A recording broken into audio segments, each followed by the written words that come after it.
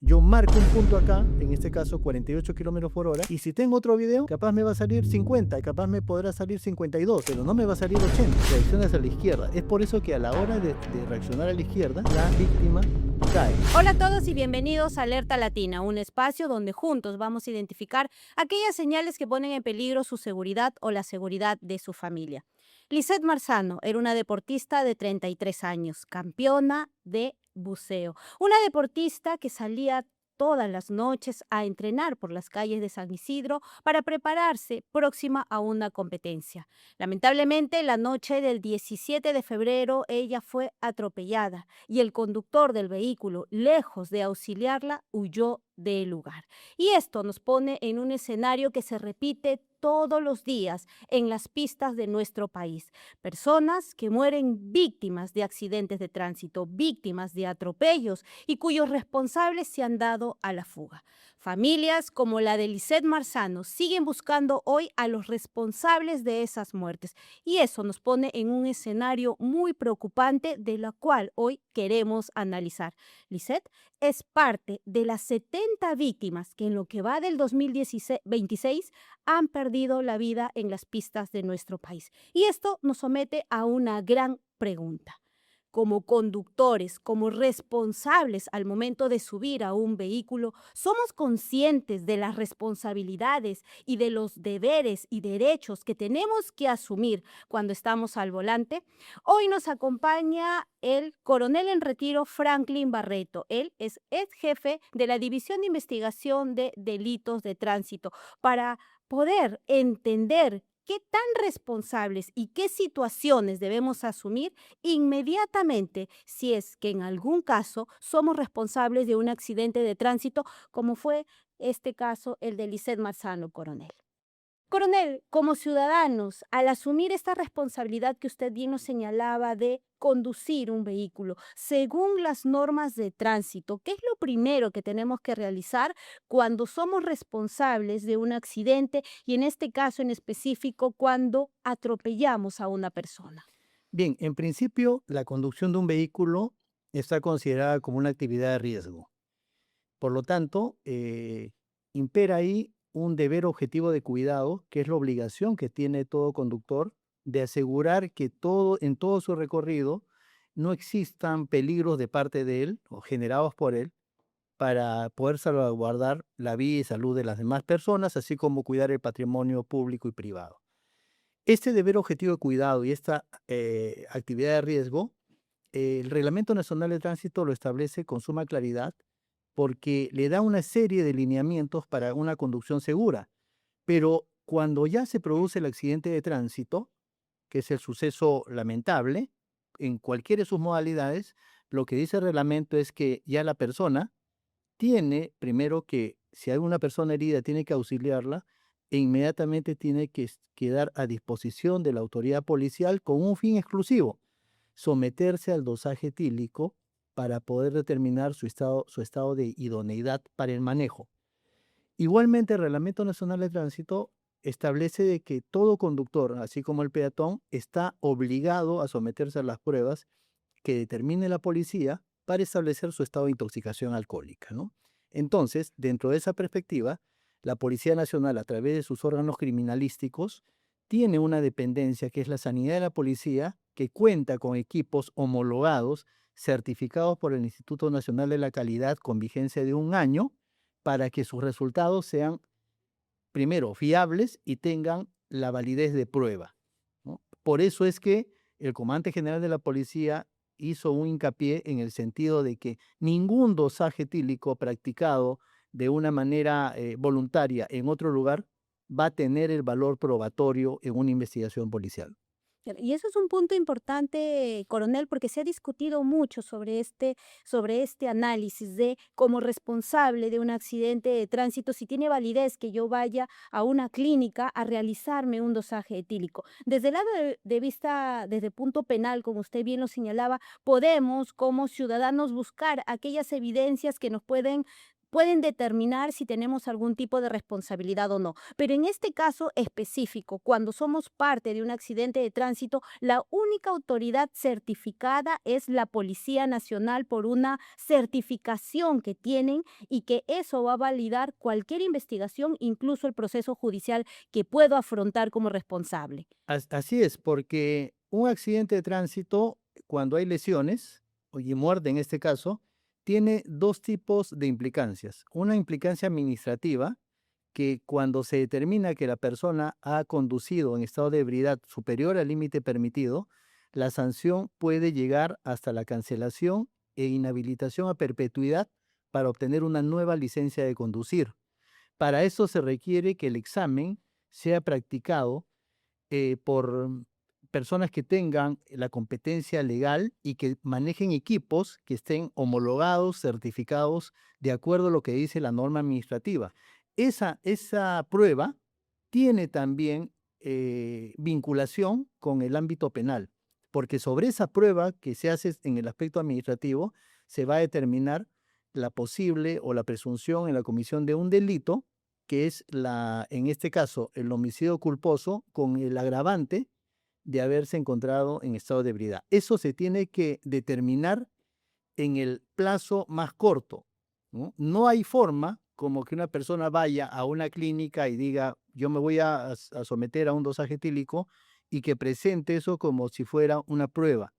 El reglamento no lo establece así, no lo permite de esa manera, ¿no? Claro, y un punto importante, coronel Barreto, entonces, que quede claro que una vez que nosotros hemos lamentablemente participado, somos responsables en un accidente de tránsito, lo primero que debemos hacer es ponernos a disposición para poder someternos a este dosaje etílico que va a determinar en este caso si hubo consumo de alcohol o de alguna sustancia que puede haber previa. Y como usted bien lo señalaba, que incluso hasta un medicamento que quizás la persona puede consumir previo puede ser también la razón de alguna situación que nos lleve a enfrentar escenarios de accidentes de tránsito. Por supuesto, y en este caso específico, cuando tenemos a un conductor que se ha mostrado renuente, que tampoco ha sido considerado en esta evaluación de la prisión preventiva, un conductor que se ha mostrado renuente a dar su declaración, ha preferido guardar silencio, no ha colaborado en el hecho, se ha llegado a determinar que la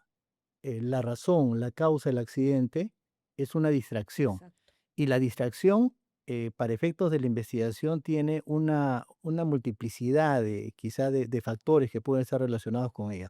Desde factores exógenos, como es quizás algo que le haya hecho perder la concentración en el entorno de seguridad, en el entorno vial, ¿no? Algo que le haya llamado la atención, que le haya desviado la vista, o el conducir bajo el estado de somnolencia o cansancio, o haber consumido algún tipo de fármaco, o estar con intoxicación alcohólica, o haber consumido algún estupefaciente, o simplemente haber perdido la noción por alguna abstracción durante la conducción.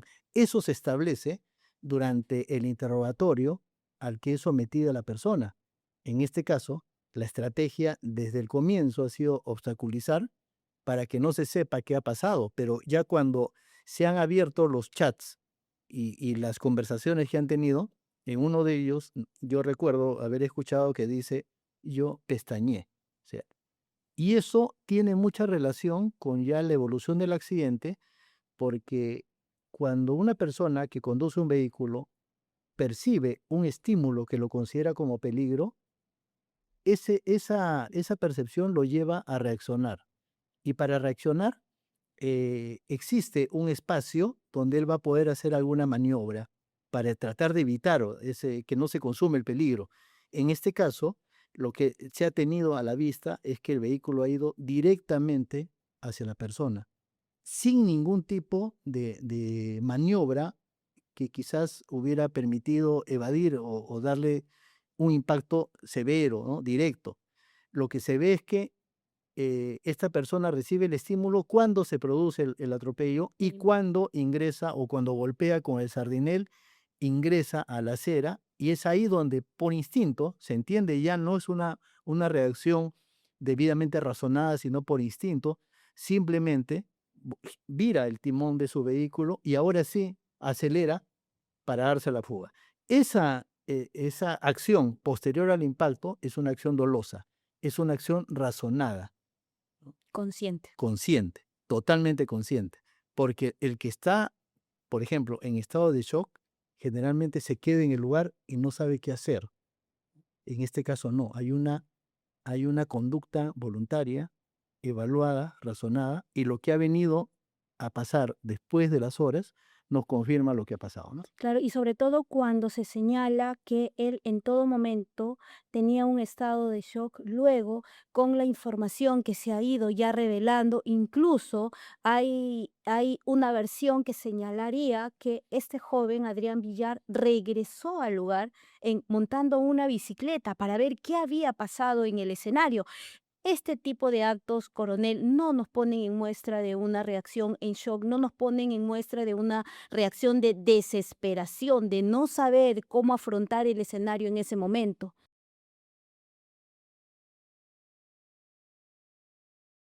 Soy el tío Virgilio, fundador del Proyecto Nacional Federalista. Desde hace 200 años, el poder y el dinero se ha quedado en Lima y es el momento de romper esta cadena. El federalismo devolverá dignidad y justicia a cada región para construir su propio futuro. Que nacer en un pueblo alejado no sea una desventaja, sino un gran privilegio. Marca todas las banderas de Perú Federal, más sé presidente. Escribe el 1 del tío Virgilio, senador nacional. Mi experiencia me indica que para eliminar la corrupción en el Perú necesitamos crear el Consejo Nacional de Moral Pública, que estará integrado por personas probadamente intachables, refrendadas por voto popular y que se encargarán de sacar del sector público a todos los corruptos. Este 12 de abril marca todas las manitos de Perú Acción.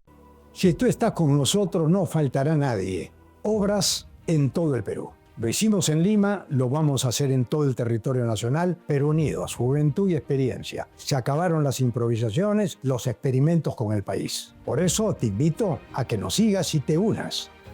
Vamos. Con obras en primera vuelta. Marca así. Belmont, presidente.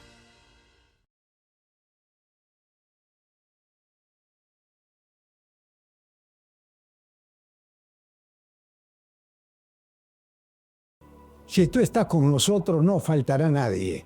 Obras en todo el Perú. Lo hicimos en Lima, lo vamos a hacer en todo el territorio nacional, pero unidos, juventud y experiencia. Se acabaron las improvisaciones, los experimentos con el país. Por eso te invito a que nos sigas y te unas. Vamos. Con obras en primera vuelta. Marca así. Belmont, presidente.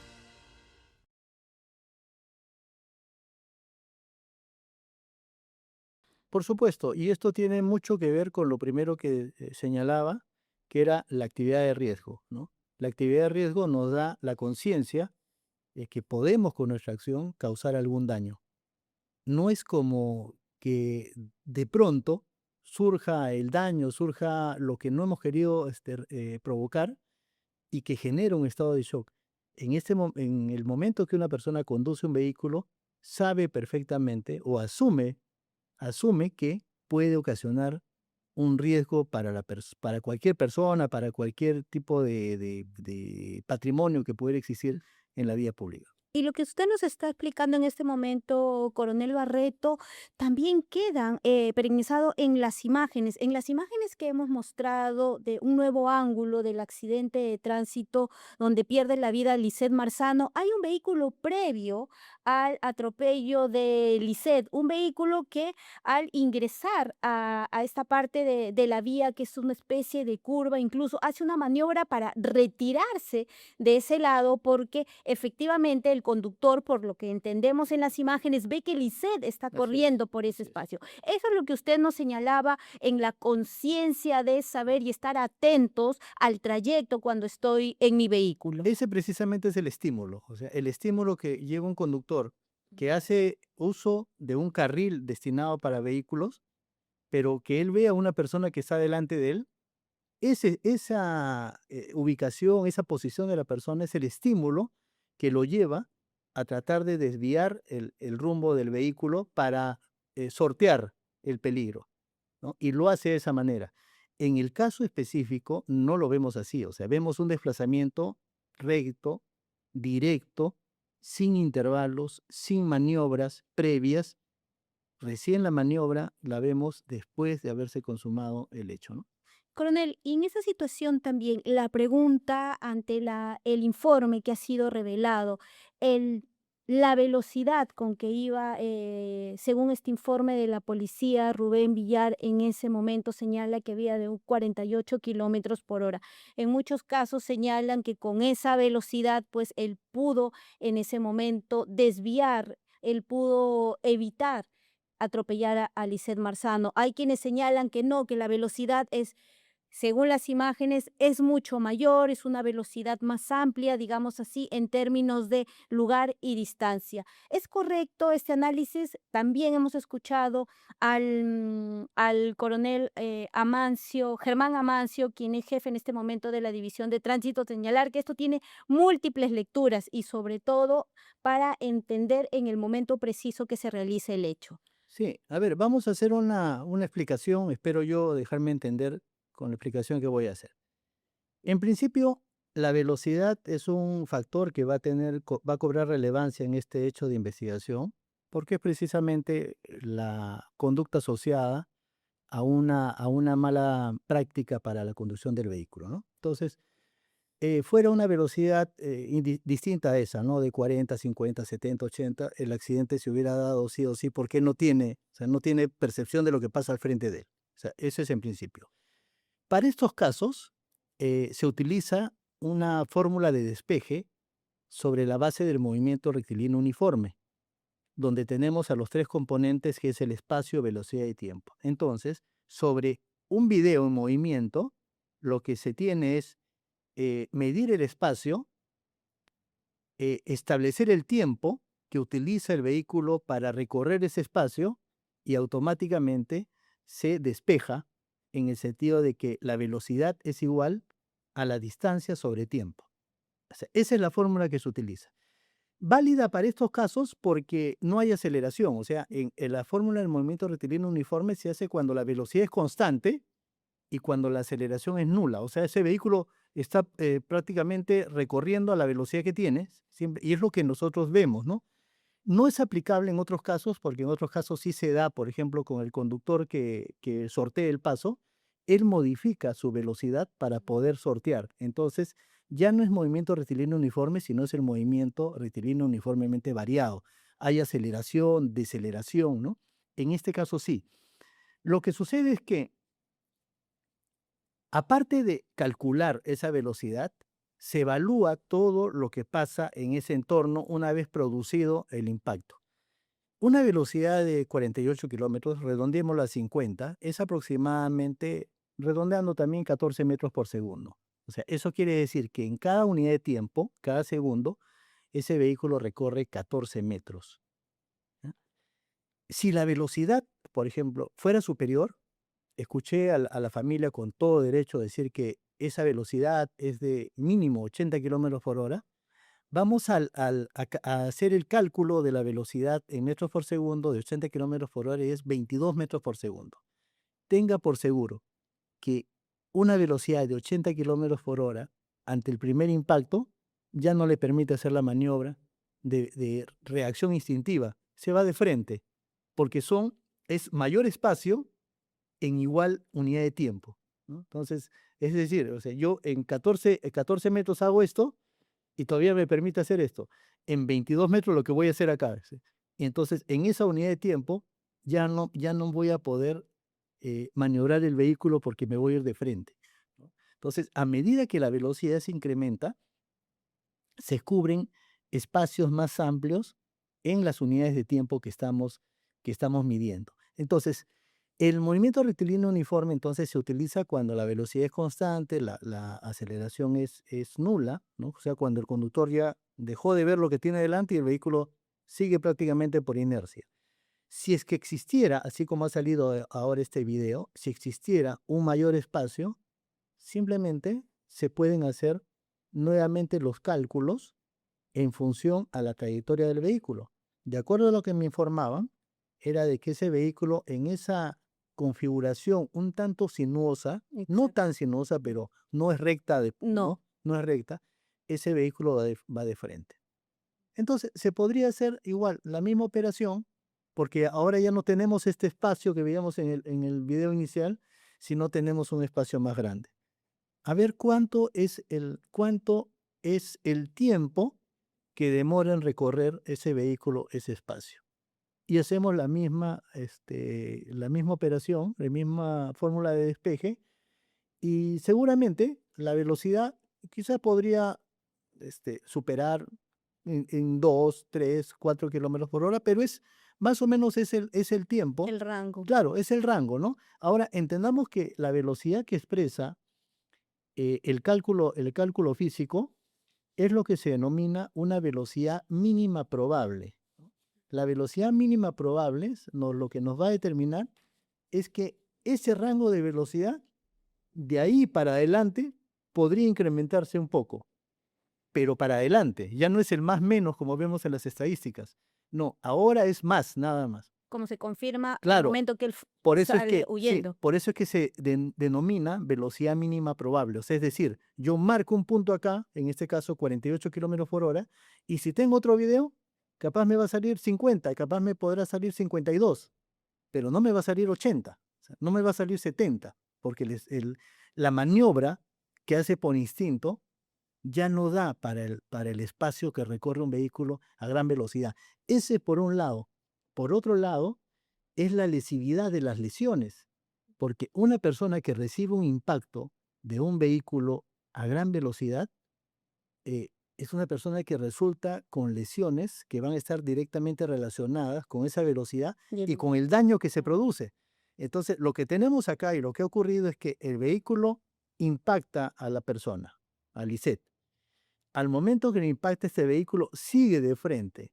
Como sigue de frente y la persona ha absorbido la fuerza, está absorbiendo la fuerza, la persona cae sobre el capot. Pero al momento que este señor recibe el estímulo y reacciona por instinto, reacciona hacia la izquierda, porque él sabe cuál es su dirección. No va a reaccionar a la derecha porque se iría de frente, ¿no? Reacciona hacia la izquierda. Es por eso que a la hora de reaccionar a la izquierda, la víctima cae al piso. O sea, cae al piso por la maniobra, no por la distancia de proyección, sino cae por la maniobra que hace hacia la izquierda, ella cae hacia la derecha, pero con una distancia que el vehículo todavía le está llevando en el capot. Claro. Ahora, cuando nosotros ahora sí evaluamos el tiempo que se ha demorado este vehículo en cualquier imagen, o sea, de la imagen la que salió inicialmente, o la imagen que hemos visto, o el video que hemos visto después, esa velocidad es diferenciada cuando el vehículo se da a la fuga. Porque ahí sí ahí está notándose ya el movimiento uniformemente variado porque está acelerando. Ahora sí se ve que el vehículo se va de frente con mayor velocidad. Exacto. Entonces, en este Ahí punto ya no se puede hacer cálculo del movimiento rectilíneo uniforme porque hay aceleración. hay aceleración en ese momento. Y hay un punto muy importante, Coronel Barreto, porque como usted nos explica, en este caso, como especialidad en la que usted siempre se ha desempeñado también en la división de tránsito de la policía, si Adrián Villar hubiera ido a una velocidad mayor a la de 60 kilómetros por hora, el impacto hubiera quedado ahí. Ya no tenía opción de salir de la escena. Claro, si hubiera recorrido el espacio en la unidad de tiempo y ese espacio ya entraría contra la pared o la malla que tenía al frente, ¿no? En este caso le ha permitido todavía reaccionar por instinto. Eso se conoce para estudiar este tipo de hechos, o sea, tanto velocidad, impacto como lesiones, es lo que se conoce como la biomecánica de las lesiones, ¿no? Entonces, cuando nosotros vemos a una persona que, por ejemplo, recibe un impacto de un vehículo a 80 kilómetros por hora, las lesiones van a ser severas. Vamos a tener múltiples fracturas. El impacto, porque esto es también, a la hora de producirse el impacto, se da un fenómeno o un movimiento que se conoce como el movimiento parabólico. Entonces, la persona, el peatón que recibe un impacto, siempre vamos a ver que el peatón es impulsado en un movimiento vertical y hace un movimiento de parábola y lo primero que cae es la cabeza. Por eso es que se entiende que en los casos de accidente de tránsito, cuando hay movimiento, eh, las lesiones de impacto generalmente son menos graves que las lesiones de proyección y caída, porque en las lesiones de caída es donde se lesiona básicamente la cabeza, ¿no? Claro, y eso podría explicar por qué en ese momento, luego de este accidente, vemos a Adrián Villar desenvolverse sin ningún tipo de inconveniente, sin ninguna muestra de que hay dolor o alguna Claro, fractura en su claro. cuerpo después de este Sí. accidente. Y por eso también ve que la causa de muerte, en la necropsia, la causa de muerte indica que la mayor gravedad está en la cabeza, ¿no? El trauma grave es a nivel de la cabeza, es por el movimiento parabólico. Un vehículo a mayor velocidad, el movimiento vertical también va a ser mucho, mucho más, ¿no? Coronel Barreto, siguiendo como un ciudadano responsable, un ciudadano que asume en este caso la responsabilidad que tiene en un accidente de tránsito, ¿cuáles habrían sido los pasos a seguir que se habrían dado al momento de ponerme a disposición de la ley que se diferencian en este momento de la situación de Adrián Villar? Es decir, en el escenario que Adrián Villar haya asumido su responsabilidad, se haya puesto a disposición de las autoridades y en este escenario, pues que como todos lamentablemente hemos confirmado, se dio a la fuga y también evitó ponerse a derecho durante el tiempo de flagrancia. Claro, acá tenemos que ver que no es un comportamiento voluntario que puede ser elegido de discrecionalidad por el conductor. Hay un comportamiento que es obligatorio.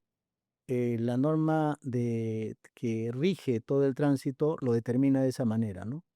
El Reglamento Nacional de Tránsito establece con claridad que en principio todo conductor debe eh, maniobrar su vehículo, guiar su vehículo con plena seguridad, plena conciencia que está llevando un artefacto que puede causar daño. Si se produce el hecho lamentable, que es el accidente de tránsito, esta norma que rige el comportamiento de todo conductor lo obliga a detenerse en el lugar, a brindar el auxilio y a ponerse a disposición de la autoridad policial con la finalidad principal de someterse al dosaje etílico. Así lo dice el Reglamento Nacional de Tránsito, ¿no? O sea, no es a elección, no es que yo pueda decir que ahora sí lo puedo hacer, en estas circunstancias no. Lamentablemente hay casos en que se ha tenido que tratar en los temas de investigación cuando, por ejemplo, ocurre que hay una población que se siente enardecida y ataca al conductor y el conductor se fuga por el temor que tiene de cualquier tipo de lesión que él va a recibir. Pero ese conductor lo que hace es, claro, se fuga, pero va a la comisaría a denunciar, ¿no? Que ha pasado eso y que me he retirado del lugar porque hay personas que me quieren hacer daño. Ya, ese comportamiento anula la parte de la fuga. En este caso, la fuga está clarísima y no como el hecho presentado. Yo escuchaba ayer esta audiencia de prisión preventiva donde muy sagazmente se nos presenta que en el ámbito penal la persona puede rehuir pues la detención, la persona tiene todo el derecho de esconderse y de practicar acciones que le den una mejor estrategia de defensa. En este caso no. O sea, en este caso hay una obligación. Ahora hay un aspecto muy importante que no lo conoce el ciudadano. Nosotros tenemos la idea que la velocidad solamente está referida a la velocidad en cantidad. O sea, cuando nos dicen en una avenida la velocidad es máximo 50 kilómetros por hora. Y nosotros queremos entender que yo debo ir a 50 kilómetros por hora. No, el reglamento no dice eso. El reglamento dice en el artículo 160 y también lo refuerza con el 161 del Reglamento Nacional de Tránsito, nos dice que el conductor debe circular a una velocidad permitida, o sea, en el rango de velocidad mínima y velocidad máxima. Ahí debe estar su velocidad, pero que esa velocidad debe estar en función a los riesgos que pueden existir. O sea, es decir, debe tener en cuenta su estado físico, mental, de cansancio, por ejemplo, cuando ha ocurrido ahí, cuando existan peligros en la zona, cuando exista pues vías que están impedidas de transitar, cuando cruza intersecciones. O sea, no es cierto que la velocidad dice, salió 48, me salvé. Al contrario, porque esa velocidad está vinculada directamente a una infracción de tránsito. Porque esa velocidad puede estar dentro del margen, pero esa velocidad no está acorde con lo que él tenía la obligación de hacer. Una vía que tenía una ligera sinuosidad, una conducción de una persona que, según se ha visto en los chats, estaba cansado y que pestañeó, como el mismo abogado dice. Esa persona que está cansado ya no puede conducir, ni siquiera en los rangos establecidos. Permitidos. Así es, ni siquiera. Esa persona lo que tiene que hacer es dejar de conducir para no seguir siendo un peligro para las personas, ¿no? Entonces es un punto muy importante, coronel, porque si estamos en una situación en que físicamente, mentalmente somos conscientes o tenemos señales de que no podemos asumir la conducción de un vehículo, aun cuando un accidente se haya dado en este marco, como usted señala, de la velocidad permitida en un espacio, no es considerado un tema a favor No, de la persona responsable. definitivamente Mm. no. Al contrario, es, a ver, una velocidad dentro de los rangos está pensada sobre las maniobras que le permite a un conductor poder realizar para evitar un daño mayor. Por eso se tiene que en avenidas la velocidad máxima, que antes era 60, ahora es 50, ¿no? Entonces, una velocidad de 50 kilómetros por hora es una velocidad aproximada de 14 metros por segundo. Entonces, en el espacio de una avenida, yo tengo 14 metros en cada unidad de tiempo que voy recorriendo y tengo el espacio como para poder realizar algún tipo de maniobra, lo cual se va a ver reducido en una calle. Es por eso que la calle tiene velocidad, o Girón tiene velocidad de 30 kilómetros por hora, porque el escenario lo tengo más reducido, hay más posibilidad de vehículos estacionados, más posibilidad que los peatones salgan, pero si Menos yo, visibilidad. claro, pero si yo, por ejemplo, voy por una calle donde tengo estacionados vehículos a la derecha, vehículos a la izquierda, y yo voy a 30 kilómetros por hora, yo digo, ¿cómo puedo ir a 30 kilómetros por hora si en cualquier momento puede salir una persona? Entonces, el reglamento dice eso, ¿no? Dice, primero cumple el rango, pero ten en cuenta todo lo que tienes a la vista. Ya, en este caso, el ejemplo, que hay vehículos que están impidiendo visibilidad. Entonces, para contrarrestar ese problema de menor visibilidad, lo que yo tengo que hacer es reducir más la velocidad. Ya no ir a 30. No, me voy a 20, me voy a 15, lo que sea. Siempre viendo, de tal manera, nos dice el reglamento, que nunca dejemos de perder el control del vehículo. Y lo que ha pasado acá es que ha perdido el control. A la velocidad que sea. No interesa que la velocidad estaba dentro del rango. No interesa. Lo que interesa es que perdió el control. Y eso es lo que tiene que primar para que el juzgador lo vea de esa manera, ¿no? Porque acá no hay un premio por no haber sobrepasado los 50 kilómetros por hora. No es un premio. Acá hay una vida ¿no? perdida. Es una vida perdida, y es una vida perdida porque la actividad de riesgo no fue tomada a conciencia por el conductor y, por el contrario, hizo cosas que no debió hacer. Coronel, uno de los puntos también que ha entrado en mucha discusión es la argumentación del estado de shock. Es cierto que como personas, ante una situación tan difícil como es un accidente de tránsito, atropellar a una persona, podemos reaccionar de diferentes maneras. Pero este estado de shock que pueden argumentar responsables en casos de accidente de tránsito, ¿cuánto de tiempo tiene permitido o cuáles son los elementos que yo tengo que mostrar para definitivamente la autoridad pueda decir entró en un estado de shock, no supo qué realizar en el momento que cometió este atropello? Bien, empecemos por entender que la persona es un ente que es individual, es diferente al resto de los demás. Una persona tiene temor, una persona puede tener cualquier aspecto quizás en contra que lo lleve a fugarse del lugar. Pero eso no implica a que la persona en el tiempo prudencial pueda reaccionar y decir, mira, lo que he cometido. Y es lo que se ha visto en los videos, ¿no? La persona era consciente de lo que había pasado.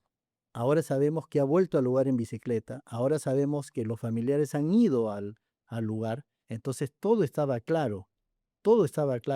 No era un objeto al que había impactado, era una persona, se había producido un accidente de tránsito, esta persona tenía una licencia de conducir, debía saber lo que tenía que hacer y no lo hizo.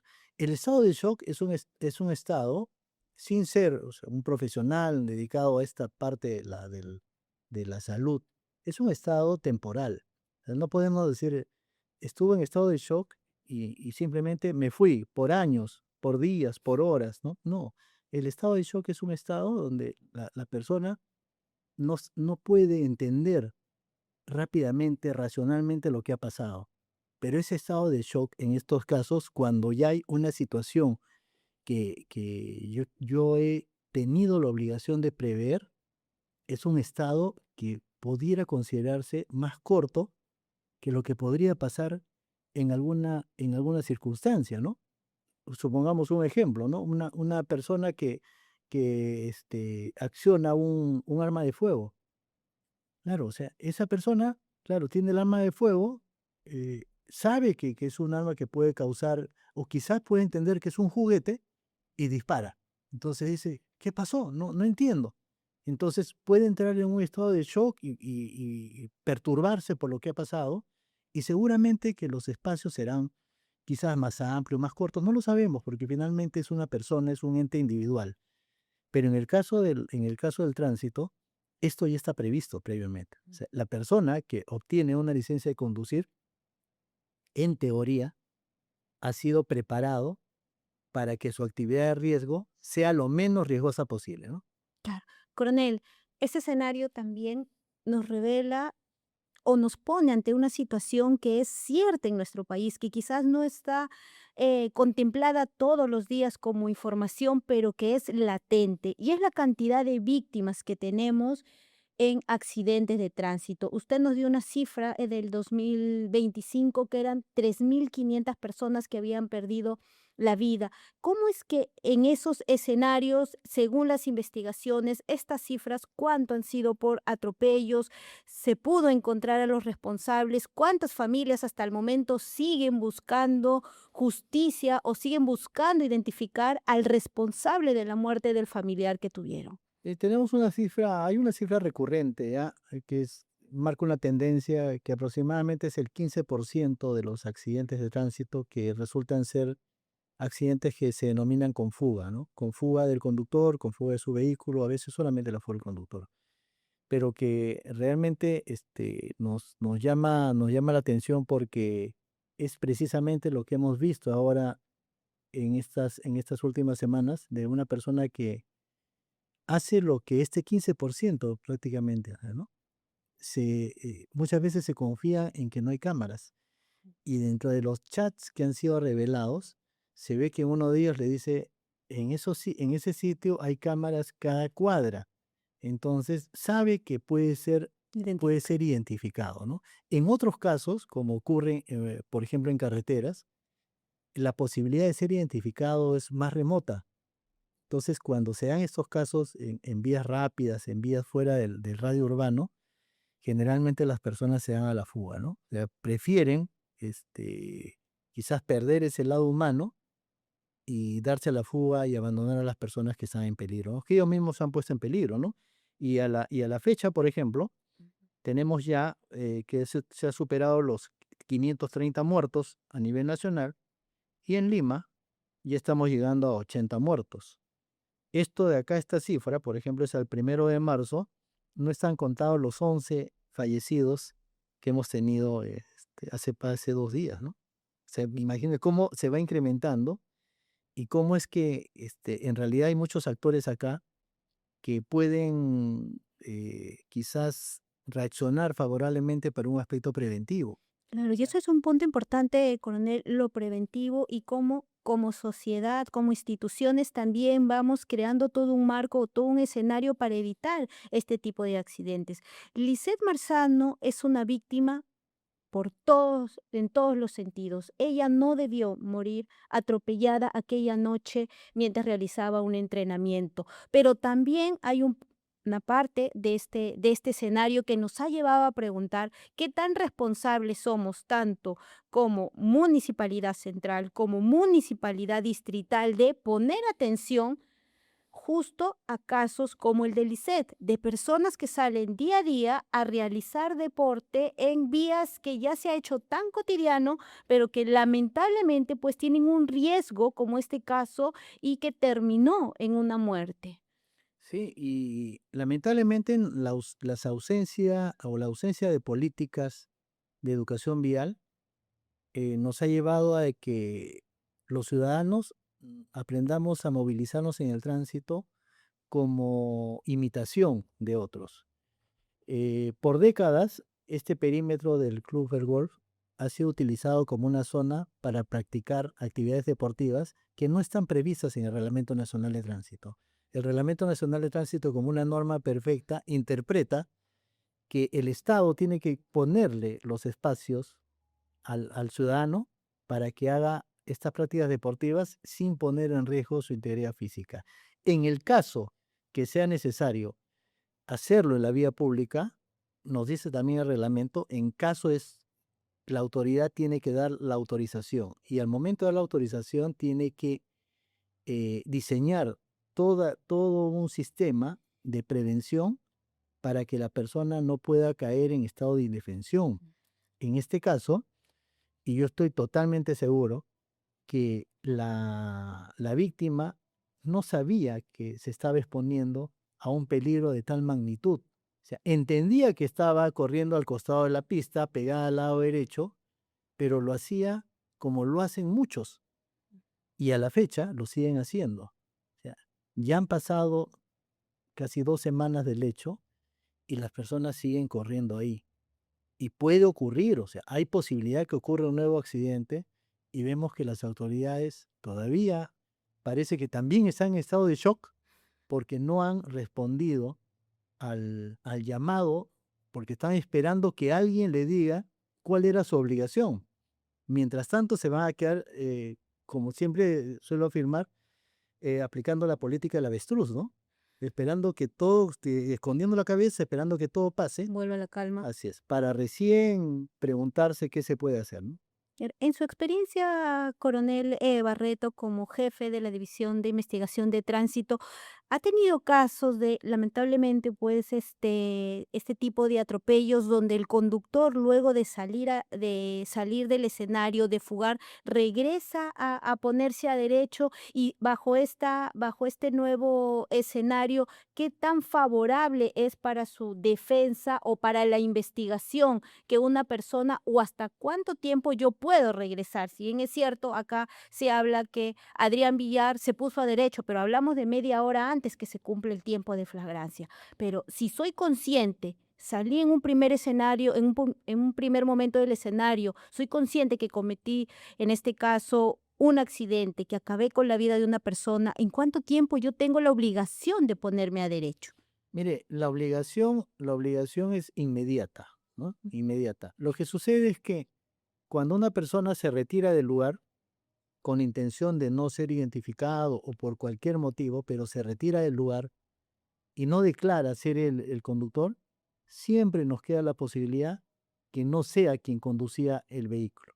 Entonces se tienen que realizar diligencias que son inaplazables para establecer si efectivamente esa persona era la que conducía, ¿no? Por ejemplo, la, el examen que se hace, o sea, con más rapidez, es la huella del cinturón de seguridad, ¿no? Entonces nos dice, yo soy el que conducía, perfecto, rápido nomás, a ver la huella del cinturón, si la tiene marcada de izquierda a derecha, para poder establecer si es que él estaba en esa posición del conductor, ¿no? Entonces, eso es que nos podría también, nos podría quizás engañar en el sentido de que podría tratarse del ocupante del asiento posterior, que también va en el lado izquierdo, que tiene la obligación de ponerse el cinturón de seguridad, pero que podría quizás confundirnos un poco, ¿no? Pero entonces lo ideal a favor, o sea, lo que queda a favor del conductor es presentarse en el momento y declarar, porque la policía lo que va a hacer es indagar sobre lo que ha ocurrido y no se va a limitar simplemente a decir y quién conducía y qué pasó. La policía lo que va a hacer es verificar que sea él el conductor. Le va a preguntar cosas que una persona que no estuvo en el lugar no las va a poder contestar. Le va a preguntar, por Ujú. ejemplo, si estuvo si él fue el conductor del vehículo, cuántas personas había a los alrededores, si las luces funcionaban, ¿no? Si habían semáforos, o sea, cosas que la persona no va a poder contestar quizás de una forma certera y que nos van a decir, no, esta persona se está haciendo pasar por el conductor y va a hacer demorar la investigación policial porque se tiene que hacer diligencia para establecer o clarificar quién conducía el vehículo, ¿no? Claro, Coronel Barreto, como ya lo hemos estado conversando, eso nos pone en un escenario que pasa todos los días en nuestras calles, en nuestras avenidas a nivel nacional. Las muertes por accidente de tránsito en este momento son consideradas el mayor causal de muertes en nuestro país. ¿Cómo se ha venido incrementando esto? Sí, la mayor cantidad de muertes violentas en los registros oficiales, tanto del SINADEF como de la misma policía, que es la que maneja el registro completo, nos demuestran que la mayor cantidad de víctimas están asociadas a los accidentes de tránsito, ¿no? Entonces esto nos lleva a una reflexión. Y la reflexión es simplemente preguntarnos como ciudadano qué están haciendo las personas que están obligadas a protegernos para revertir esa cifra. ¿Ya?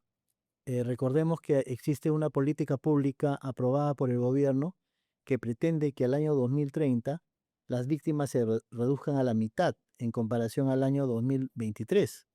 Y lo que estamos viendo en resultados es que se está incrementando. O sea, deberían bajar el número de víctimas, pero al contrario, se está incrementando cada año.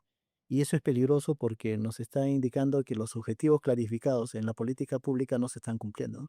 Sí, y son cifras muy, muy alarmantes, muy dolorosas también para muchas familias, porque en el caso de Lisset Marzano, el conjunto de evidencias que se ha logrado encontrar, como son cámaras de seguridad, testimonio, ha permitido que se pueda identificar al responsable de este caso. Pero lamentablemente, como usted bien dice, hay un 15% de familias que han perdido a un ser tan importante para su hogar como es un padre, un hijo, un hermano que aún no han podido identificar quién es el responsable detrás de esta muerte. Y eso es algo que también nos genera como sociedad un compromiso para que más adelante o en este momento se tengan que poner políticas que ayuden a disminuir todo este tipo de accidentes. Y no solo hablamos en temas de cumplir con los reglamentos de tránsito, sino también de todo el circuito de justicia que hay alrededor, de todos los elementos, como usted nos ha dicho, de seguridad que como instituciones también deben de colocar para instruir a las personas que tanto salen de sus casas como transeúntes para tener escenarios seguros al momento de desplazarnos. Es cierto, acá, como vuelvo a repetir, hay muchos actores y el actor principal es el Estado. El Estado no está colaborando en nada, ¿no? Porque el Estado, vemos que los poderes del Estado se están mostrando débiles, se están mostrando quizás de espaldas a lo que realmente está pasando. El Poder Ejecutivo dicta normas que benefician a los conductores, dictan normas que impiden que las vías puedan ser pacificadas. El Poder Legislativo está proponiendo la generación de leyes que apoyen o que minimicen a este tipo de conductas, y el Poder Judicial, ya lo estamos viendo, que minimiza toda la situación, donde vamos a ver el espíritu extremadamente legalista, defensor del actor, del causante, y que seguramente, como sucede en los diferentes casos, de acá a unos cuantos años todavía, vamos a ver que la familia aún sigue buscando justicia. Coronel Barreto, le agradecemos por acompañarnos en esta edición de Alerta Latina. Compartir con usted esta información ha sido muy importante porque tenemos que asumir también como conductores, como peatones, responsabilidades para evitar que los índices de muertes en nuestras pistas sigan incrementando día a día, año con año. Muchas gracias también por compartir Gracias. su experiencia con nosotros y queda claro que cuando asumimos la responsabilidad de conducir un vehículo, tenemos que tener la plena seguridad que en algún momento podemos ser parte de o causar un accidente de tránsito. Y es ahí donde tenemos que respetar todas las normas vigentes, todas las leyes que nos implican asumir nuestra responsabilidad y principalmente auxiliar bajo todo contexto a la víctima. Ese es un punto importante que como ciudadanos nosotros no podemos perder. El dolor que vive ahora la familia Marzano es un dolor que no debe repetirse en ninguna familia en nuestro país. Ya se sabe que hay un 15% de familias que está buscando hasta este momento identificar a los responsables de las muertes de sus familiares. Que este caso quede como un precedente, principalmente porque nos refleja un escenario que vivimos día a día, un escenario de familias que siguen buscando alguna identificación, alguna evidencia que los lleve a obtener justicia en el caso de sus familiares. Esperamos que esta edición pueda ser compartida, sobre todo para poder reconocer y saber cómo actuar, saber qué hacer en el momento donde lamentablemente podamos ser parte o víctimas de un accidente de tránsito. Muchas gracias por permanecer en esta edición de Alerta Latina. Si usted quiere compartir su historia, por favor, a mhorna@latina.p. Si quiere realizar alguna denuncia, si ha identificado algún sistema de estafa, de fraude o que puede estar poniendo en este momento en peligro su seguridad, por favor, escríbanos a este número que aparece en pantalla. Sus datos, la información, siempre con la reserva del caso, porque así usted nos los pide. Muchas gracias por confiar semana a semana en nosotros. Nos vemos en la próxima edición de Alerta Latina. Muchas gracias.